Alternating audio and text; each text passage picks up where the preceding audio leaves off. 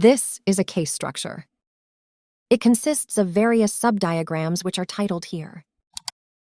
You can switch the view of different subdiagrams by selecting an item from the list with arrows and with mouse wheel with control on the keyboard. This selector here allows you to define which subdiagram is executing. It accepts Boolean, numeric, string, error cluster, and an enum. Boolean is easy as it has only two options, true and false.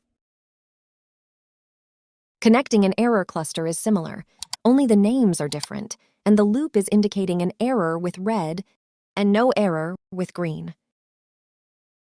With a numeric value, you can define more subdiagrams.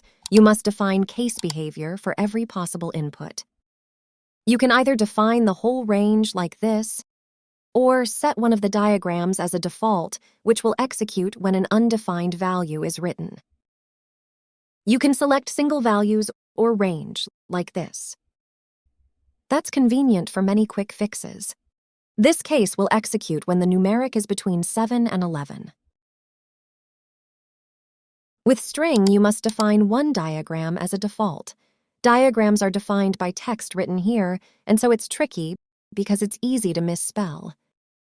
The case has an option to be insensitive to capital letters. Usually the better option is the enum. When you connect it to the structure, those values are automatically written here. You only see 2 by default, but you can add all, or duplicate current diagram, and it's created.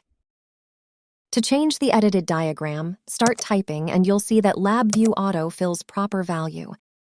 You can rearrange cases for better visibility.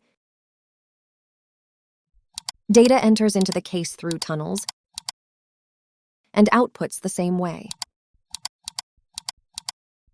Output tunnels indicate with a white square that you need to connect it in other subdiagram. It is recommended to leave the tunnel in a default mode and wire values in every subdiagram, or link to input tunnel.